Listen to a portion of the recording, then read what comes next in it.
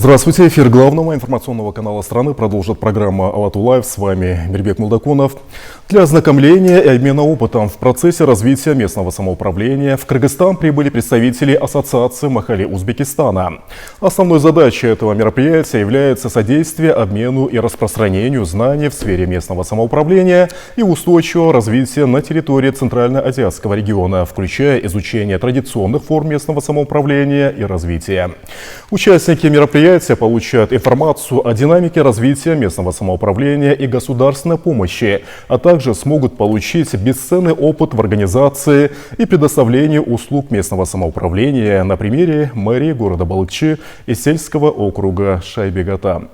Поговорить об этом и не только мы пригласили в студию директора Союза местных самоуправлений Кыргызстана Урозбаева Бектургана Ибраимовича и первого зампредседателя Ассоциации Махалле Узбекистана Инагамова Джавдатхона Султановича и руководителя Ташкентского городского филиала Агентства развития госслужбы Узбекистана Мамаджанова Шахруха Бахтияровича. Уважаемые гости, добрый день. Добро пожаловать в студию. Здравствуйте.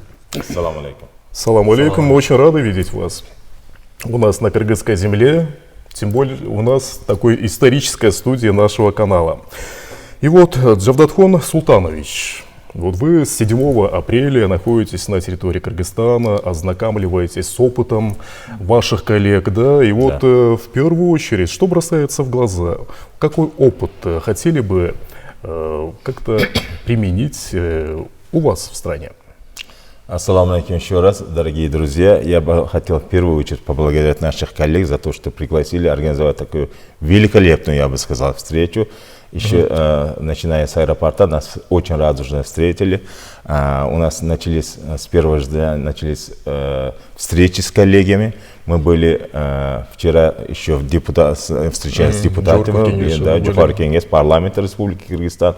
Встречи у нас все прошли отлично, на дружественной, как говорится, в дружественной обстановке. Был большой опыт, большой обмен опытом. Вот наши коллеги Бектурган Ибрагимович нам рассказал о создании Союза местного самоуправления, о законодательстве, потому что законодательство база это прежде всего определяет нашу деятельность. Была сделана за годы независимости Республики Кыргызстан очень большая, грандиозная, я бы сказал, работа, потому что это с годами законы меняются, меняется жизнь, меняются требования, но у них даже прошли оптимизации, насколько я понял, местных самоуправлений. Нам есть чему поучиться, потому что у нас впереди наверняка будут оптимизации местных самоуправлений, то, что называется у нас махалла. Махалла это, если коротко сказать, по-арабски махаллатун, от слова махаллатун, имеет значение территория, называется территория. Я вкратце расскажу, чтобы было понятно, почему махалля так называется. У нас тысячелетиями большие города, вы знаете, у нас Самарканд, Бухара, Ташкент, Хива, они очень древние города, тысячелетиями. У нас оседлый народ жил общинно, поэтому у нас создавались махалли, это еще до исторических времен. Как-то в советские времена у нас более-менее проигнорировали махалли, потому что она не вписывалась в систему управления Советского Союза, но махалли в то время тоже существовали, они работали, правда, на общественных началах, избирались аксакалы, работали на общественных началах, а с годом, с приобретением независимости Республики Узбекистан, это одним из первых законов, это было о махалле. Махалли начали уже создаваться везде официально, и они начали получать зарплату, махаллинские председатели. Я могу рассказать краткую эволюцию у нас, потому что сначала было на 2,5 года они избирались. Мы вчера с Бектурганом Ибрагимовичем разговаривали. Потом стали избирать на 3 года. А вот начиная с этого года, как раз в мае-июле у нас будут проводиться выборы, махаллинские председатели. Они будут избираться теперь с этого года на 5 лет. Так же, как и в Киргизстане, кстати. Так что многие наши деятельности идет параллельно, но эти встречи дают, наверное, большой толчок. Как недавно, позавчера мы с вами разговаривали, позавчера у нас в Самарканде проводился большой саммит президентов Республики Центральной Азии и Евросоюза. Я думаю, руководители Евросоюза были удивлены таким дружественной обстановке между президентами наших республик. Вот такая дружественная обстановка, такая дружественная атмосфера передается, конечно, всем нашему народу, и нам в этом же смысле. И приезд на этой волне, на дружественной волне, наш приезд в Бишкек, я думаю, только укрепить эти связи и поможет нам, обмен опытом, поможет нам в дальнейшей деятельности. Да. Шахрух Басярович, у вас хочется спросить, вот в Узбекистане, как выстроена горизонталь и вертикаль власти? Ассаламу алейкум, здравствуйте, уважаемые зрители. Я бы хотел вычеркнуть, что у нас в Узбекистане, я как руководитель городского филиала Аргос, то есть развитие государственной службы, именно по кадрам мы работаем. У нас составляется в городе Ташкенте 585 махале. В каждом махале имеется 7, то есть с каждой организацией именно председателя махаля у нас выбирает народ, а остальные сотрудников, то есть назначает. У них идет горизонтальная, вертикальная работа. Вот в каждом махале народ из 5000 людей составляется. Они же вот с 7 именно работают по своим направлениям. Помощника хакима, по молодежам. Там есть у нас еще от налоговика инспекторов. Каждый свою обязанность выполняет по вертикально, по горизонтально. Выходит, допустим, скажем, министров, у них указов, поручений, и каждое поручение у министров, они выполняют свое задание в махале. То есть они доводят до населения и, конечно, реализуют. Реализуют все, да? Именно в последнем же махале, который имеется с народом работает. Вот. Дополнение просто. Конечно. Шахрух Бахтиярович назвал 7, чтобы было всем понятно. Это год назад у нас создал, вот буквально в 2022 году, 2023 году, в декабре у нас создался Узбекистан махаллар уйшмасы, и по инициативе президента Республики Узбекистан каждый махалле по 7 человек, который только что Шахрух Бахтиярович назвал. 7. В народе просто называют 7. Значит, первое это председатель махалли, который он только что сказал, избирается народом, всенародно. Потом помощник хакима, потом хатын кызлар фаалы, это активистка, женская активистка. Потом яшлар лидер молодежи, инспектор по налоговой инспекции, закреплен именно на одной из этих махалле инспектор. И человек, который обеспечивает социальное обеспечение людей, и социальный работник, еще профилактика инспектор. Это милиция, как раньше у нас называлось участковый, сейчас профилактика инспектор. Вот эти 7 человек свою деятельность ведут именно в махалле. Вот Шахрух Бахтиярович во главе Аргоса, они помогают нам выбрать остальных 6, так как председателя выбирает народ, остальных 7 они объявляют вакансию, если где-то появляется вакансия, и через 3 народ этапа, выбирает. Да, потом через 3 этапа они принимают на работу, и с их помощью Аргос принимает на работу. Это значит подача документов и рассеивание потом еще тест, это тесты идут. Жесткий отбор. Да, тесты, а потом уже собеседование. Вот если человек пройдет через эти все 3 этапа, с помощью Аргос каждая организация принимает себе вот этих 7, так что это все прозрачно, все можно видеть, смотреть. Да. Очень хорошо. И Бектурган Ибраимович, мы говорим, что в плане развития местного самоуправления мы впереди планеты всей, по крайней мере в Центральной Азии, да? И вот какие отличия вот от наших соседей, да? Вот как у нас выстроено отношение государства МСУ, какие полномочия предоставлены как раз-таки местному самоуправлению? Да, спасибо. Ну вот, как вы уже отметили, у нас сейчас идет обменный визит.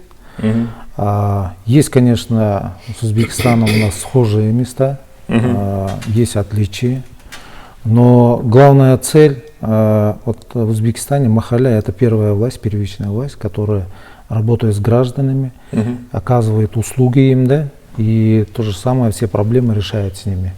У нас это айлёк мөтө, мэрии городов. Конечно, система в разных государствах по-разному, но главное, чтобы решались на местах вопросы и качественно предоставлялись услуги. Вот к этому все идут. Ну, конечно. Каждый по-своему, да, потому что здесь играет менталитет, здесь играют географические критерии, да, демографические критерии, разные моменты. Поэтому у нас, например, горная страна. 90% город, труднодоступные села, отдаленные села есть. Географически очень сложно. Поэтому мы тоже, вот, когда последний раз мы проводили административно-территориальную реформу, вот все эти моменты учитывались. И третье, и в Узбекистане очень сильно идет цифровизация, и у нас идет цифровизация. Когда уже мы через телефоны получаем все услуги, уже автоматом уже некоторые рабочие места уже оптимизируются, уже их уже нужно как бы сокращать, да? А так вот у нас было вот назначения были, у нас были прямые выборы глав муниципалитетов, у нас депутаты, у нас свой бюджет, да, то есть самостоятельность есть, но в то же время есть ответственность и контроль со стороны государства. У них то же самое. Сейчас у них председатели вот махалле, есть 7 человек, аппарат у них состоит, председатель избирает народ. Там уже по критериям выставляют, люди сами должны избрать. У них этот председатель должен проживать там 5 лет. И там, есть конкретные критерии. Да, и там он должен, последние 5 лет он должен проживать, и оттуда должен быть избран. У нас немножко отличие. У нас сейчас были разные моменты, поэтому у нас сейчас на назначение перешли, и больше на ротацию мы сейчас уклон сделали, чтобы взаимоотношения югом, севером, чтобы этих не было, да? Вот поэтому президент сейчас везде выходцев из региона, да, застаиваются, из вот эти связи северных регионов, да? вы же видите сейчас на юг ставим, юг, чтобы они побольше коммуницировались и побольше узнавали друг друга, да? Это тоже хороший эффект дает. Но При Советском Союзе это очень хорошие свои плоды давал. Видите, то есть у всех по-разному это есть. И главное здесь предоставить населению качественную услугу и население, чтобы не шел там центральной власти, да, все проблемы решал на местах. Для этого предоставлено Для этого и все создается местное самоуправление. да. Для этого и махалля она и создана. И, конечно, у них в деталях очень много моментов, которые мы должны взять себе. Мы завтра хотим показать мэрии, как у нас, Айлюк-Муту, как у нас, вот на Исыкуле Балахчи, Шайбек Ата, вот, который первое место занимал у нас, как Айлюк-Муту, передовые вот хотим показать, да. Вот сейчас вот. Чем они отличились? Вот можете рассказать и для наших телезрителей, Да, наверное, у нас интересно. каждый год, вот в этом году тоже вот по критериям разным, по республике у нас идет конкурс. И у нас государственное агентство по госслужбе и по местному самоуправлению проводит этот конкурс и определяет первые, вторые, третьи места 6 муниципалитетам, труднодоступные и разных вот регионов. Да. То есть там как услуги предоставляются, инфраструктура, привлечение инвестиций, там работа с местным сообществом, работа гендерные вопросы, там очень много аспектов комиссия рассматривает, потом выявляет победителей, и до 6 миллионов у нас дополнительные средства выделяются. Да. Разные есть механизмы, инструменты. У нас больше ближе к Российской Федерации наша система управления, западным странам. Да? То есть в 1996 году, когда мы создавали Айлюк-Муту, уже выстраивали. Вот Союз местного самоуправления указом президента в 1996 году был создан. Сразу, чтобы он помогал нашим муниципалитетам Айлюк-Муту, мэриям. Помните, в 1995 году Бишкек и Ош, они перешли на прямые выборы у нас. А потом уже другие города переходили на местное самоуправление. Потом мы на косвенные выборы перешли. Сейчас обратно у нас, чтобы быстрее двигаться, сейчас уже на назначение перешли. В этом тоже есть очень много плюсов. Мы каждый этап смотрим, изучаем, совершенствуем, и совершенству нет предела. В разных странах по-разному. Главное, чтобы мы сейчас с Узбекистаном уже начали взаимодействие, да, улучшать тесно уже. Наши руководители, президенты уже открыли очень дорогу нам всем. Вот сейчас в Минфине, сейчас в Минэкономике сейчас у нас идет обменные визиты. После обеда у нас государственная кадровая служба будет, как у нас тоже конкурсы проходят, как отбирают, да, как вакансии у нас закрываются.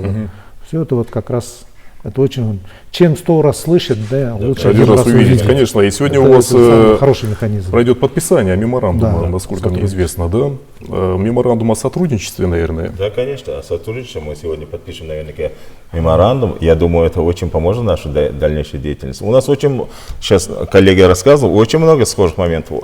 Цифровизация Махале у нас идет. Сейчас мы создали свою платформу, Махале называется, 37 миллионов человек, мы туда это все данные включили, это небольшая работа, но сейчас можно, сидя из Ташкента, можно любого дальнего уголка Махала узнать все подробности, так что у нас и оптимизация, так же как в Кыргызстане, есть много общего. Да, у нас вот в рамках АТР, административно-территориальной реформы, большая оптимизация произошла в рамках цифровизации. Если раньше наши граждане бегали с одного ведомства на другое, да. Да, за этими справками, бумажками, на сегодня нет надобности. Нет. Вот как раз таки цифровизация в помощь, да? И вот конкретно хочется узнать, вот вы в течение 2 дней, наверное, вот знакомитесь с кыргызским опытом, да? Вот какие моменты вы хотели бы подметить конкретно, вот которых нет у вас? И вот вы тоже можете дополнить, вот какие моменты узбекских коллег мы могли бы принять себе, да? Ну, должен сказать, что это не точно одинаковая система управления. Мы вчера и позавчера разговаривали. Но есть очень хороших моментов, много моментов мы друг другу знаем, насчет управления этим местными самоуправлением. Местные самоуправления так и называются, местные самоуправления, это не государственная организация у нас Махалля. У нас Махалля сам себе, как говорится, управляет, это не хакимиат, не министерство никакое. У нас мы разговаривали насчет оплаты, насчет финансирования, есть тоже много схожих моментов, у них тоже определяется свой бюджет в Кыргызстане, имеется в виду. Махалля то же самое, Махалля, когда собираются налоги, каждый Махалля сразу остается 10%, остается Махале 10% этих налогов, которые собраны на эти территории. Они потом будут тратиться только с решением этого же Кенгяша Махале на нужды этой Махале. Тоже Кыргызстан, то же самое. Мне очень понравилось, вчера выступали. Это наши депутаты, да, получается, вчера да, аналог. Да, это местные депутаты. Но у нас есть районные депутаты, областные и республиканские депутаты. Но Махале это не депутаты. Махале это самая низкая, это самая первичная организация, где самоуправление по-настоящему самоуправление. Потому что эти 7 человек, которые работают в этой же Махале, они определяют самый важный вопрос, куда тратятся деньги, и Кенгяшем, решением этого Кенгяша Махалли сами же люди тратят эти деньги. Так что в Кыргызстане и Узбекистане, я думаю, вот мы завтра посмотрим Балахче, Скуле, где вот Махалли, местные органы самоуправления, мы там тоже кое-чему, наверное, для себя возьмем на заметку тоже. Получается, ну вот эти 7 человек, они же непосредственно сталкиваются чуть ли не с каждым жителем, да? А у нас это вот местные депутаты, местные кенгиши, да? У нас, смотрите, у нас вот Аиль Наймак 231 сейчас, 33 города. Да. На сокращение идем. Да, в этой территории 2 управления. Представительные, это депутаты, и исполнительные, подотчетные, да, представительным депутатам. Конечно, штатная единица у нас все идет от количества населения. Если населения много и количество штатов много даем мы. А в каждом военном аймяке есть много сел, могут 4, 5, 6, 7, 10, да? В каждом аиле у нас есть аиль башчасы. Да, вот. У них, начиная от 400 до 12 тысяч, вот одна махалля, там 7 человек конкретно работают. Мне что понравилось, вот у них председатель Махали, сами, вот это сообщество Махали сами избирают. Да. И остальные вот через, у нас кадровая служба у них через конкурс приходит. Но каждый по своей направлению идет. Вот, например, у них в каждом Махале есть свой участковый милиционер. А у нас немножко МВД, да, вот разбирается. У нас тоже хотелось бы вот в каждом муниципалитете сделать вот муниципального полицейского, да. У нас разве нет? Там же есть участковые. Участковые есть, но у них больше подчиненность министерства. А вот в западных странах, можно в других вот посмотреть, да, когда муниципалитетом тесно работают, потому что каждый день есть конфликты, каждый день нужно проводить разъяснения, нужно привлекать к ответственности, да, когда у самого муниципалитета свой как бы правоохранительного органа представитель, этого эффекта больше дает. Вот, например, можно, вот мне вот этот нравится, да? У них есть конкретный человек, который занимается именно женщинами. Есть конкретный человек, который занимается с молодежью. Есть конкретный человек, который работает с уязвимым слоем населения. У нас такие тоже есть в штате, у нас есть. Но они вот 7 человек, все четко у них идет. И каждый, у них тоже оцифровано, у нас тоже Самари Паймак называется, да? И мы сейчас Тундуку все привязываем. И она тоже дает хороший эффект, вот быстрее двигаться, быстрее получать информацию. Да? То есть много чего можно. Конечно, и вот все наши документы сейчас на портале Тундук, да, и мы можем даже не брать документы, оставлять дома, если при надобности показывать в смартфоне. У вас также, наверное, теперь нет надобности в бумажном виде носить, собирать и так далее. У каждого председателя махалли, несмотря среди них есть и пожилые люди, это же аксакал все-таки, у каждого из них сейчас есть планшет свой.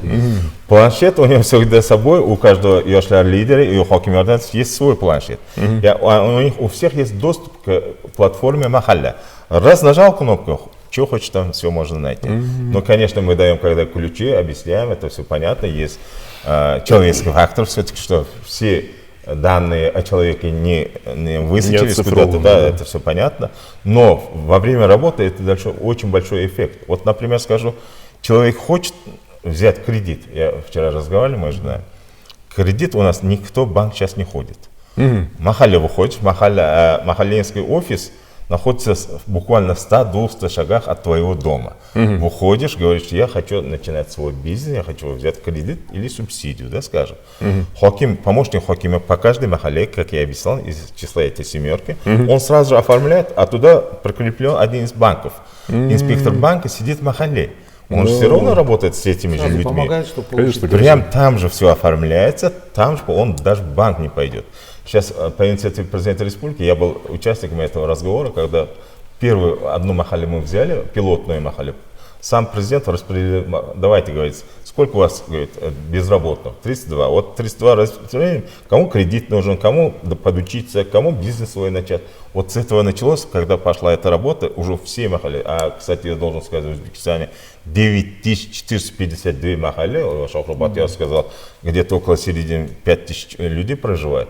Вот и субсидии, и бизнеса, вот с этим, вот, проводя такую работу, мы устраняем и бедность, и безработицу. Безработных у нас было столько-то, каждый год сокращается, потому что работа, целенаправленная работа. Вот, как сказал мой коллега, это Яшлар Етакцы то же самое. Он определяет, Яшлар у нас до 30 лет, у нас берется молодежь до 30 лет. До 30. Да, до 30 лет. Кому подучиться, кому куда направить, кому конкурс. Кстати, конкурс, вот схоже вы спрашивали, схоже. Мы разговаривали, я порадовался, что вот из Сыкульской местности эта махалля была награждена первую. Вот у нас то же самое, вот буквально перед Наврозом у нас по городу Ташкенте проводился конкурс среди махалле по благоустройству, как раз к весне, к Наврозу, к Хашару. Махаллю, который Бехазар махалля заняла первое место, мы подарили электромобиль, но я, наверное, не скажу, это бренд, чтобы не рекламировать. Но хорошую машину подарили, все были рады, есть к чему стремиться, второе, третье места то же самое во всех районах. Так что у нас очень много схожего с кыргызским самоуправлением. Ну, очень хорошо, очень рада слышать, да. И хотел бы спросить, Шахруха Бахтиярович, вот у вас отбор кадров как идет? Вы, наверное, непосредственно занимаетесь кадрами, да? Вот с молодежью какая работа ведется? Вот, как мы сказали, сейчас Джавдат Султанович сказал, про семерки. Махалле – это первый источник поступления к работе. Конечно, у нас есть свои категории. Допустим, скажем, помощника хакима, хоккейм йордамчиса. Если он хочет к работе, значит, он в первую очередь, это мы открываем выборочно. А у вас нет резерва кадров? Это другое дело. Сейчас вопрос идет именно подбор кадров, правильно? Подбор кадров, первый этап у нас выбор будет, то есть танло, мы выбираем из них. Второй этап у нас тестирование будет. Это 60 минут, 4 вида теста будет сдавать. А после этого работодатель, у него своя комиссия будет, он будет беседовать и принимать на работе. Если он пройдет 2 этапа. Если он не пройдет тест, то он уже все. Повторно будет сдавать или дальше он будет готовиться. А тест онлайн. Да, теперь по второму вопросу, по резерв кадров. У нас имеется 3 резерва. Это, как сказать, большой резерв. Это номенклатура нашего уважаемого президента. Второй резерв, это уже идет именно зам хакимов в городе, или же начальника управления городского, или же областного. А третий у нас резерв идет маленький, это начинается из 7. То есть вот, поступил к работе, у него должна быть перспектива. Значит, он должен подняться. Куда он поднимется? Мотивация будет. Мотивация. По Конечно. мотивации мы его отборочных из госслужащих, именно работников, выбираем и его ставим в резерв. Этот же резерв, это в районовское управление или заместителя хакима мы поднимем их. У них в резерве у нас идет подготовка в президентском академии учеба. Это второе у нас за границей обмен опытом тоже. Постоянно их за границей для учебы отправляем, для обмена опыта. Третье, мы сами их подготавливаем, то есть постоянно Стажировки. кому-то Да, дублером, да? им, допустим, хакима района, им дублируем. 10 дней ходит вместе с хакимом. Вот такие у нас резервы, мы за резервом работаем. Практика познания, как Кстати, говорится. да? недавно помощник хакима Смахали стал хакимом района. Вот у них в резерве стоял, он и в Да. академии обучился, и за рубежом был, и у нас стажировка прошел, по всем параметрам подошел человек, молодой, кстати, человек. Он сейчас стал хакимом Бехтимирского района. Да, вы представляете, остальным помощникам хакимам по всему Да. Махалле, по Узбекистану, им была мотивация. Конечно, Потому что конечно. помощник хаким стал хакимом, руководителем района. Это Бехтимирский район. Он помогал и всему научился Да. от своего руководителя, да? Уважаемые гости, к сожалению, время нашей программы подходит к концу. Я выражаю вам огромную благодарность. Несмотря на свой плотный график, пришли к нам в студию, ответили на наши вопросы. Завтра уже выезжаете на Иссык-Куль. Приятного отдыха, совмещать с работой. Надеюсь, откроете купальный Надеюсь, сезон. сейчас у нас меморандум будет. Да-да-да. Продолжение следует. Если Как вы будете рахмат. присутствовать. Спасибо, спасибо огромное. Спасибо. Рахмат. Всем организаторам большое спасибо. Спасибо, очень рады были видеть вас. Удачи в делах. А я, уважаемые телезрители, напомню, что это была программа «Алату Лайв». В студии работал Мирбек Мулдакунов. Я с вами не прощаюсь. До новых встреч в эфире.